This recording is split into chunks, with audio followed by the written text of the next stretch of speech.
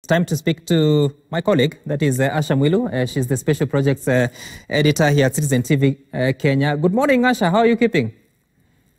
Morning, I'm good. I should be asleep. People in quarantine wake up at 9 a.m., but here we are.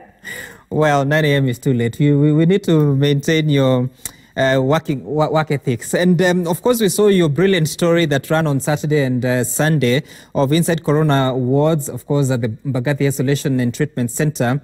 And it's scary for someone to watch and see how the patients have been put in that facility. Some of them, they are afraid to be seen on TV. First of all, how was it for you covering this story? Of course, yes, a journalist, but at the same time, a human being who is afraid of the coronavirus. Or maybe you're not.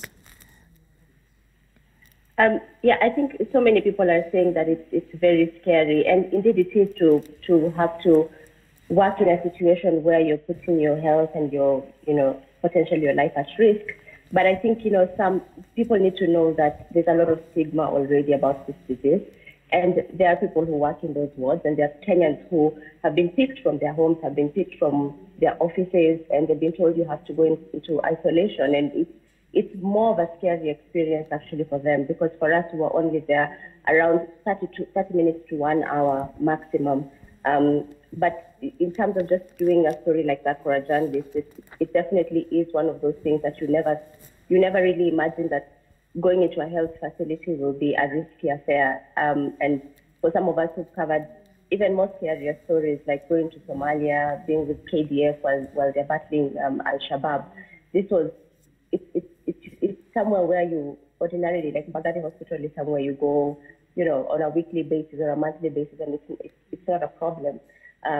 So it definitely does make you step back and think about life and think about, just the profession, sometimes the risks that we have to take just to get some of the stories that we need to get to our audiences. Mm-hmm. And I know you had to put on the protective gear. You told me that it's called donning. And did it give you a level of confidence as you interacted with the patients themselves? And how are they protecting themselves from infecting other persons, including yourselves, that are visiting them? So the process of donning and doffing, that's what the medical practitioners call it, is where you wear the personal protective equipment. I'm sure many Kenyans have been hearing the term PPE for the last couple of weeks. One of the reasons actually that it was very important for us to go into the hospital and immerse ourselves in that experience is because we wanted to also find out what this experience means for our health workers. As you know, very many health practitioners in this country have not had to deal with infectious diseases like Ebola, for example. Very few of our doctors have actually gone to West Africa and gotten that experience. So even for many of them, they haven't had to don that protective kit to take care of patients. So we wanted to know how is it even for them on the front line. It does give you definitely some form of confidence going in there, because you're completely covered, your hands, your face. You're wearing the N95 mask, which protects you up until 95% from the virus. It does give you that sense of protection. I think the scary bit is, and this is because the doctors kept telling us this is where you really have to be careful, is where you remove. It's not the same as just wearing your clothes the way you just put on your jacket or you put on your t-shirt. It's a routine that you have to be taught, and then you have to memorize.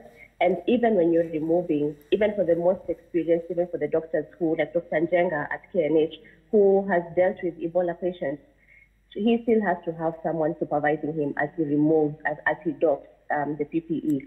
So I think the scary experience was not even wearing and going into the wards. Right. It's afterwards. So you definitely, at that point, 100% you have been contaminated.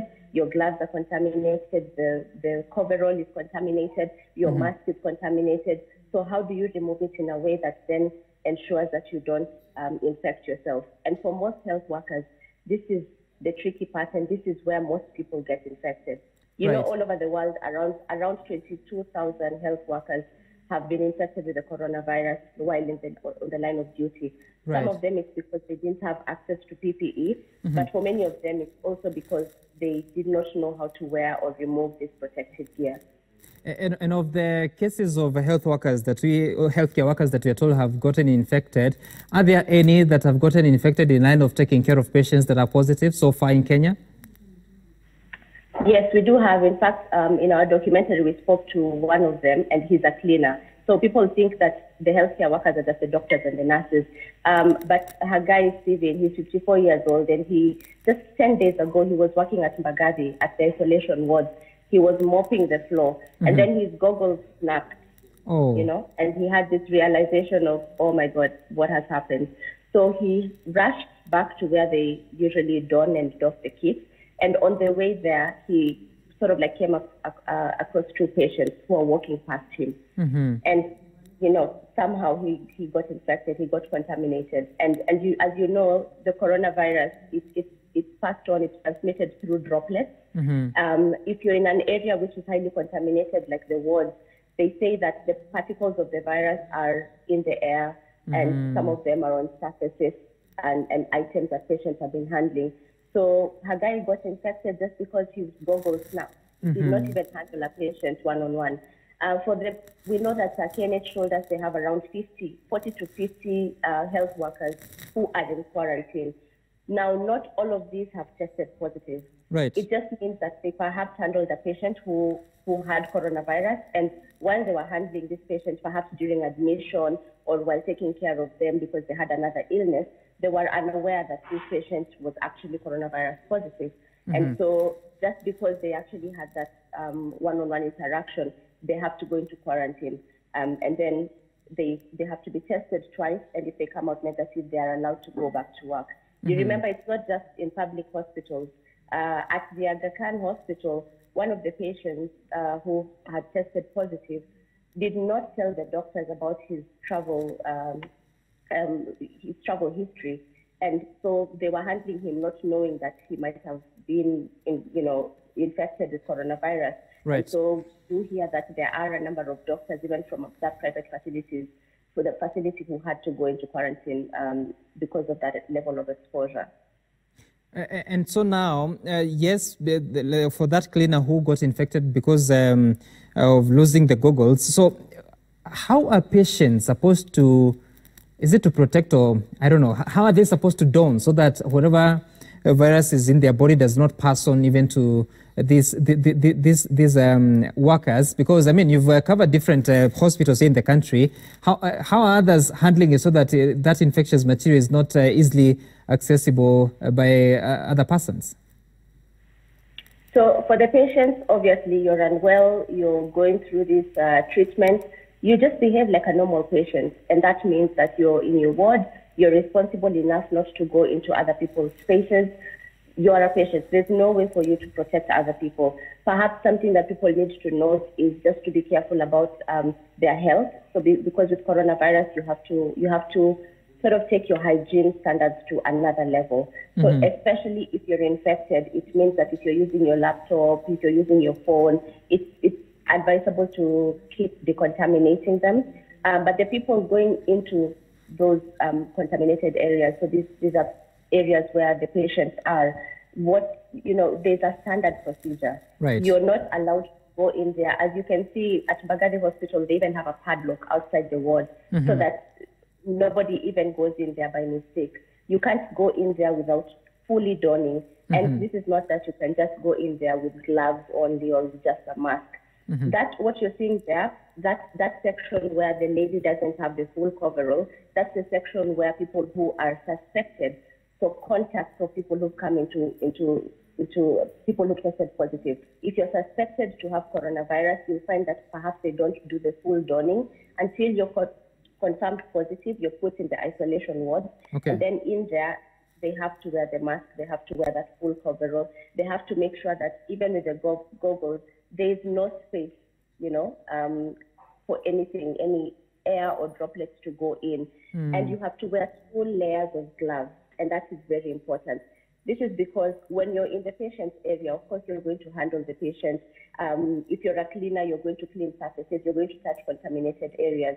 So you have to remove the first pair of gloves. And we did this very many times. You remove that top layer of gloves, you sanitize in there, and there's a way they teach you how to sanitize, and then you wear a fresh pair of gloves. So it's just a process where you have to keep repeating certain aspects over and over again.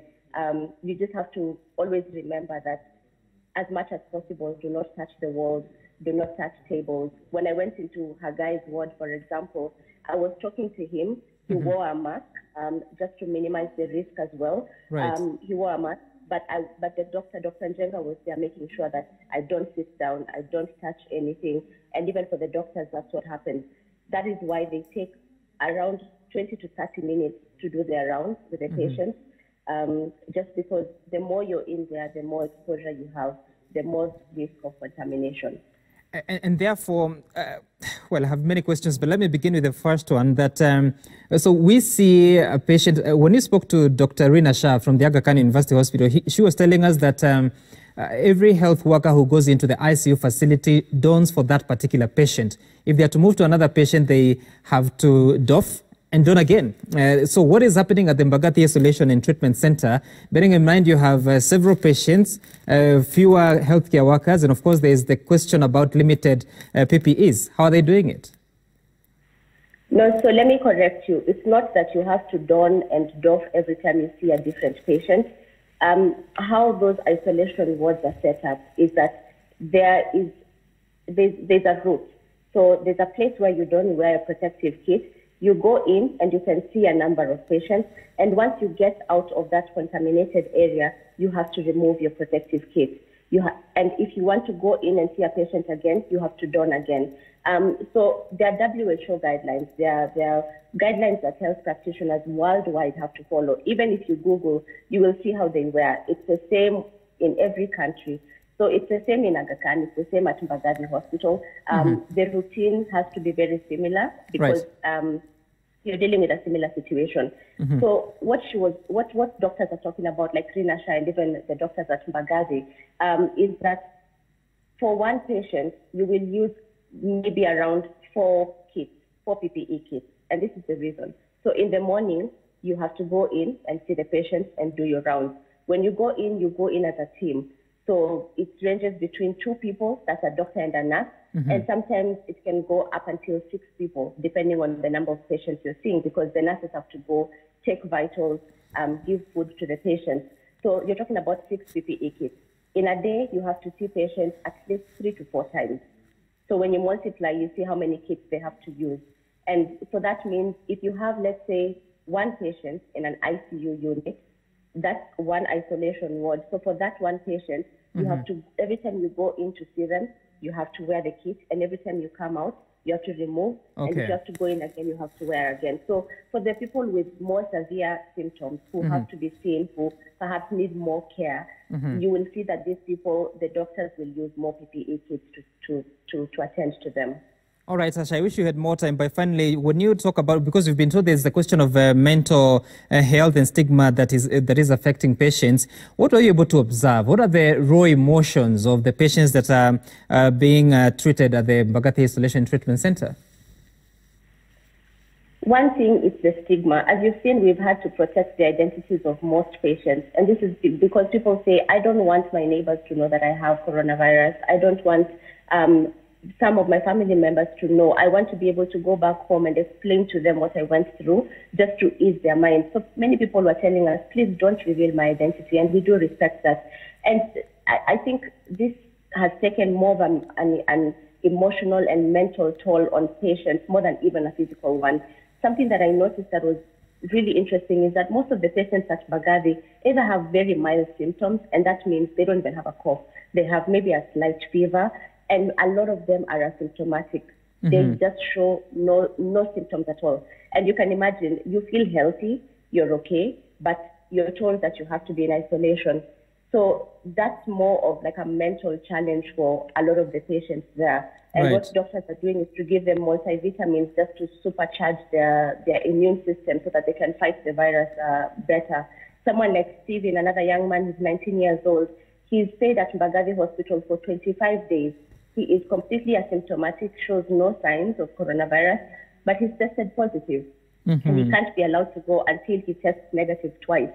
So the reason why they are putting people in isolation is because you might be asymptomatic, you might be healthy, you might not be affected too much by the virus, Right. But if you're allowed to go around the society and interact with people freely, that means that you're highly likely to come into contact with someone who can develop very severe symptoms, someone with a pre-existing condition or an older person.